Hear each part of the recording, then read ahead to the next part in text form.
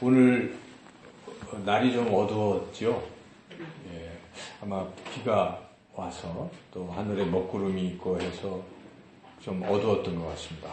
그래서 제가 이 창문을 다 열어놔도 그래도 좀 밝은데 오늘 보니까 좀 컴컴하더라고요. 비가 와서. 예. 여러분 그렇게 컴컴하면 더 컴컴해지고 새까맣게 어두워지면 어떤 생각이 드시나요? 어두울 때. 아주 새까맣게 어둡다 그러면 아마 두려움이 있을지도 모르겠습니다. 물론 소위 어둠의 자식들은 어둠을 찾아 어둠을 좋아하는 그런 무리들도 있지만 대부분의 사람들은 어둡다 하면은 좀 무섭죠. 예. 이 어둠은 캄캄하기 때문에 단절을 의미합니다. 그래서 어둡게 되면 사물과도 우리가 어디 있는지 모르니까 단절이 되고 사람과도 목소리를 통해서 인기척을 느끼긴 하지만 어두우면 서로 연결이 안 되지 않습니까? 캄캄하면. 그래서 이 어둠은 곧 단절을 의미합니다. 오늘 우리가 읽었던 이 하나님 말씀 가운데서도 어둠이 임했습니다. 우리 예수님께서 십자가에 달려 죽으실 때 달리시던 시간은 우리 시간으로 하면 오전 9시, 오늘 9시였죠.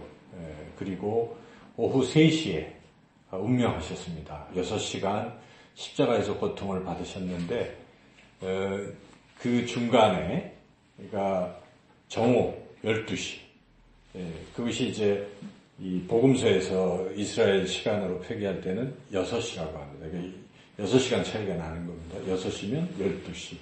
그러니까 소위 정오의 정오, 아주 밝아야 된 이런 순간에 갑자기 어떻게 됐습니까? 온 땅이 어두워졌다는 것이죠. 그래서 우리 오늘 본문에 아까 읽었지만은 33절 같이 한번 읽어보겠습니다. 제6시가 되매 온 땅에 어둠이 임하여 제9시까지 계속하더니. 예, 그래서 예수님이 제9시, 오후 3시에 돌아가시는데 3시간 동안 아주 정오의 그 시간에 밝아야 될 시간이 컴컴해졌다는 것입니다. 온 땅이 어두워졌다는 것입니다. 왜 이런 일이 일어났을까요? 보통은 우리가 비가 와도 그렇게 아주 새카맣지는 않잖아요. 그런데 이와 같이 아주 온 세상이 캄캄해졌다. 이 사실은 그래서 하나님이 행하셨다는 것입니다. 이 순간에 하나님께서 그렇게 행하신 것입니다. 온 땅을 우주 만물을 만드신 하나님께서 그렇게 하신 것입니다. 하나님은 하실 수 있는 것이죠. 그래서 3시간 동안 새카매졌습니다. 이것은 단순한 사건이 아닙니다. 어떤 큰 의미가 있는 것이죠. 이 어둠의 의미가 무엇이었을까? 우리가 그 다음에 우리 예수님이 하신 말씀을 보면 짐작할 수가 있어요. 이 어두움이 주는 의미가 무엇인지. 우리가 그 이어지는 예수님의 그 절규하시는 말씀을 같이 한번 읽어보겠습니다. 34절을 읽어보겠습니다. 제9시에 예수께서 크게 소리 지르시되 엘리 엘리 라마 사박다니 하니 이를 번역하면 나의 하나님 어찌하여 나를 버리셨나이까 하는 뜻이라. 어찌하여 나를 버리셨나이까. 이 지금 십자가에 달려 주님이 죽어가는 이 순간은 어떤 순간입니까? 하나님 아버지께서 사랑하는 아들, 가장 아끼는 아들을 어떻게 하셨다는 말씀입니까? 버리셨다는 것입니다. 그래서 하나님 아버지와 예수님은 관계가 끊어진 것입니다. 버렸기 때문에. 단절된 것입니다. 이 어두움은 단절을 의미하는 거예요. 그래서 상징적으로 그러한 이 단절을 우리 하나님께서 보이신 것입니다. 그때 예수님이 깨닫는 것이죠. 이것은 하나님 아버지와 내가 단절되는 것이다. 그런 것을 지금 느끼고 그렇게 절규를 하신다는 것입니다. 이 단절이라는 게 얼마나 큰 괴로움일까요? 여러분도 친하던 사람과 티격태격 싸워서 관계가 끊어지면 어떻습니까? 참 이게 고통스러워요. 그렇죠? 좋아하던 사람, 사랑하던 사람, 부부가 단절이 되면 이것처럼 불행한 건 없습니다. 서로 집으로 오기는 하는데 관계가 끊어질 정도면 이건 지옥이 따로 없는 것이죠. 자식과 부모 간에도 때로는 그런 순간들이 있지 않습니까? 서로 믿고. 그리고 이게 지옥입니다. 우리 예수님의 심정을 한번 생각해 보십시오. 늘 하나님 아버지와 늘 끊임없이 교제하시던 예수님께서 지금 이 6시간 동안 뭐하고 계신 것입니까? 단절이 된 것입니다. 하나님 아버지로부터 버림받고 단절이 되었다는 것입니다. 그래서 지금 십자가에 계신 예수님의 그 상태는 한마디로 말한다면 죄인이라는 것입니다. 하나님의 아들이 아닙니다. 지금은 죄인의 상태로 십자가에 계시다는 것입니다. 왜? 하나님의 아들이신 주님께서 그렇게 죄인으로 하나님 아버지 앞에 있어야 합니까? 왜 그런 괴로움을 겪어야 합니까? 그것은 바로 우리 때문이라는 것입니다. 바로 그 순간만큼은 우리 예수님은 인간을 대신해서 그 자리에 있는 것입니다. 죄인된 인간을 대신해서 십자가에 계시는 것이죠. 그래서 하나님께서 우리의 모든 죄를 짊어지시고 죄인으로서 지금 심판을 받고 있는 것입니다. 이 죄는 너무나 무섭고 더러운 것이기 때문에 하나님께서는 죄에 대해서 심판하시는 것입니다. 그래서 우리가 십자가를 바라볼 때에 우리가 이 십자가 고통, 주님의 고통을 생각할 때 무엇을 생각해야 되겠습니까? 바로 내가 겪어야 할 고통이다. 내가 겪어야 할 그러한 단절, 하나님과의 단절, 이런 것들이다 하는 것입니다. 그런데 우리 예수님께서 우리를 대신해서 지금 이 고통을 겪고 계신다 하는 것을 우리가 이 말씀을 통해서 다시 한번 마음속에 깊이 간직하시기를 주님의 이름으로 축원합니다. 그런데 이 죽음은 이제 예수님께서 그런 단절을 쭉 겪다가 드디어 어떻게 되셨습니까? 3시간 후에 예수님께서 돌아가십니다. 죽으십니다. 그런데 예수님께서 큰 소리를 지르시고 37절에 숨지셨는데 이 죽음의 순간 어떤 일이 일어났습니까? 같이 한번 읽어볼까요? 38절. 이에 성소 휘장이 위로부터 아래까지 찢어져 둘이 되니라. 휘장이 갈라진다는 것은 큰 의미가 있습니다. 아까 어둠의 의미가 하나님과 그 단절이라고 한다면 이 휘장이 갈라진 것은 그 단절이 끝이 나고 하나님과 우리가 만날 수 있다는 것입니다. 그래서 우리가 성소의 모양을 보면 휘장이 있어요. 휘장. 지성소가 있고 성소가 있습니다. 지성소에는 언약궤가 있고 거기에는 아무나 들어갈 수 없고 1년에 딱 한 차례 대제사장만 들어갈 수 있지 않겠습니까? 그런데 그 휘장이 그 커튼을 통해서 들어가는데 그 커튼이 딱 갈라졌기 때문에 이제는 들어갈 수 있다는 것입니다. 대제사장만 1년에 한 번 들어가는 게 아니라 모두가 다 들어갈 수 있는 것입니다. 하나님의 은혜의 보좌 앞에 담대히 들어갈 길이 열린 것이죠. 이 놀라운 사건인 것입니다. 그래서 이제는 심판은 끝이 났다는 것입니다. 하나님과의 단절은 끝이 나고 하나님께 나아가는 길이 열렸습니다. 그래서 히브리 기자는 이 부분에 대해서 이렇게 설명을 하고 있습니다. 히브리서 10장 19절부터 20절 말씀인데요. 그러므로 형제들아 우리가 예수의 피를 힘입어 성소에 들어갈 담력을 얻었나니 그 길은 우리를 위하여 휘장 가운데로 열어놓으신 새로운 살 길이요 휘장은 곧 그의 육체니라. 예수님께서 십자가에서 죽으심으로 그 휘장이 갈라져서 우리가 이제는 은혜의 보좌 앞에 하나님 앞에 담대히 나아가게 된 줄로 믿습니다. 이 죽으심이 그런 의미가 있는 것입니다. 고통 속에 있을 때 그 십자가상에서는 단절이었지만 예수님이 죽으심으로 우리의 모든 죄를 다 갚으셨어요. 그래서 요한복음 19장에 보면 예수님은 뭐라고 말씀하십니까? 맨 끝에 숨지기 전에 다 이루었도다. 다 이루었다는 것입니다. 이제는 모든 죄의 문제를 다 해결했다는 것입니다. 그래서 우리는 하나님 앞에 담대히 나아가게 된 줄로 믿습니다. 그래서 우리가 십자가의 은혜가 이처럼 놀라운 것이죠. 이 마가복음을 통해서 우리는 십자가의 그 크신 사랑을 깨닫게 됩니다. 이제 우리는 어떻게 살아야 하겠습니까?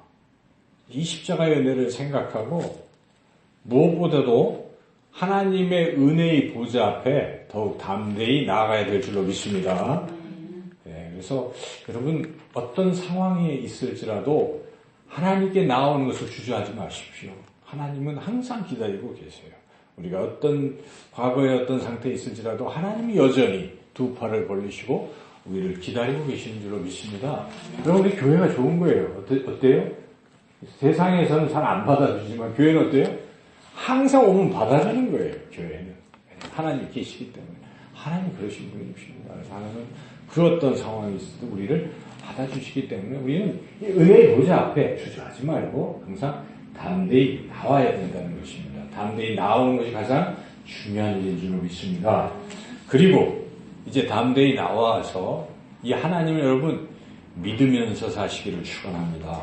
하나님이 예수님이 하나님의 아들이심을 믿으시기를 축원합니다.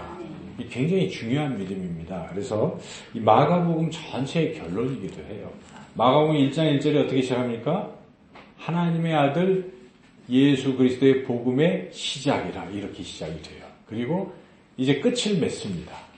마지막 끝맺음을 무엇으로 끝맺냐면 이방인, 백부장, 이 지금 예수님의 사역을 집행했던 그 군대의 대장, 백부장의 입을 통해서 그걸 다시 한번 마가는 설명하고 있는 것이죠. 우리가 한번 이어지는 39절 말씀 같이 한번 읽어보겠습니다. 예수를 향하여 섰던 백부장이 그렇게 숨지심을 보고 이르되 이 사람은 진실로 하나님의 아들이었도다 하더라. 예수님께서 우리를 구원하신 그리스도라는 걸 우리가 믿잖아요. 또 같이 믿어야 될 것은 예수님은 하나님이시라는 것입니다. 하나님의 아들이시라는 것입니다. 예수님이 하나님이신 것을 믿지 못한다면 우리가 예수님의 그 십자가 죽으심의 의미를 100% 이해하는 게 아닙니다. 예수님이 하나님의 아들이시다. 하나님의 아들이 날 위해 죽으셨다 하는 사실, 인간이 되셔서 놀라운 사실이잖아요. 대단한 것이죠. 그리고 하나님의 아들이 죽음을 이기고 다시 부활하시니까 여전히 살아계신데 그 하나님의 아들이 예수님이시기 때문에 그 예수님 우리가 믿고 우리 안에 받아들이면 우리 안에 누가 살아계십니까? 하나님이 살아계신 것입니다. 우주 만물을 만드시고 우리의 연약한 육신도 치유하시고 우리의 인생의 일도 인도하시는 아까 기도하셨지만 모든 지혜의 왕이신 그 하나님 예수님께서 우리 안에 살아계시기 때문에 우리가 인생을 어떻게 살 수 있겠습니까? 예수님과 동행만 한다면 우리는 지혜롭게 능력 있게 그렇게 살아가게 될 줄로 믿습니다. 그래서 우리 그렇게 백부장의 고백처럼 예수님을 하나님의 아들로 믿고 살아가야 된다는 것이죠. 오늘 본문 말씀을 통해서 마지막으로 우리가 또 하나 깨닫게 되는 귀한 교훈이 있습니다. 바로 이 예수님 우리가 하나님의 아들을 믿고 그리고 예수님을 끝까지 따라가야 된다는 것입니다. 여러분 예수님을 끝까지 따라가시기를 축원합니다. 오늘 우리는 본문을 통해서 많은 사람들이 등장하는 것을 보게 됩니다. 예수님이 지금 십자가에 지금 달려 계시잖아요. 근데 사람들이 참 많이 있어요. 여러분 그 사람들을 하나하나 생각해 보시고 예수님 곁에 선 사람들을 한번 생각해 보시고 누가 처음에 있습니까? 그건 맨 마지막이고 맨 처음 시작할 때부터 본문부터 시작하면 맨 처음에 로마 군인들이 뭐 하고 있습니까? 예수님을 희롱하고 있어요. 예수님 네가 유대인의 왕이냐? 말로는 절하는데 뭐 하고 있습니까? 막 때리고 갈대로 치고 침 뱉고 이러고 있어요. 한마디로 희롱하는 것입니다. 네가 왕이냐 하고 왕들이 입는 자색옷도 입혀보고 뭐 왕들이 쓰는 관 대신에 가시로 만든 가시 면류관도 씌워놓고 조롱하고 있는 것입니다. 우리가 예수님께서 이 가시 면류관을 쓰고 피 흘리시는 모습을 볼 때는 첫 번째 뭘 떠올려야 돼요? 지금 조롱받고 있는 것입니다. 로마 병정들로부터 조롱받고 고통당하고 계시는 것이죠. 우리가 받아야 될 그 고통을 지금 그 희롱을 당하고 계신 것이죠. 그래서 그렇게 로마 병정들 그런 식으로 하고 옷도 예수님 옷 벗기면 속옷밖에 더 있겠어요? 아까 겉옷은 잠시 입혔다 왜 예수님 입혀? 그거 해서가 자기네들끼리 나눠 갖고 속옷도 나누고 이게 얼마나 예수님 수치스러운 겁니다. 희롱하고 있는 아주 이 군인들이 이런 짓들을 서슴지 않고 하고 있는 이런 것이고 그리고 예수님께서 계속 십자가에 달려서 그 수치를 당하고 계실 때 지나가는 사람들이 와서 뭐라고 합니까? 예수님을 모욕합니다. 29절에 보니까 머리 흔드는 것은, 이 성경에서 머리를 흔든다는 것은 이거 아주 막 모욕하는 그런 행위예요. 조롱하는 행위죠.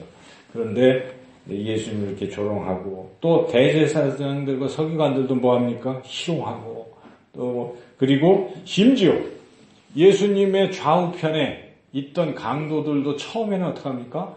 다 예수님 욕하는 거예요. 물론 나중에 그 중에 우편 강도는 마지막에 회개를 하긴 했지만 그 전까지는 뭐 하고 있어요? 같이 좌우편 강도 둘이서 예수님 욕하고 있는 이러한 상태라 하는 것이죠.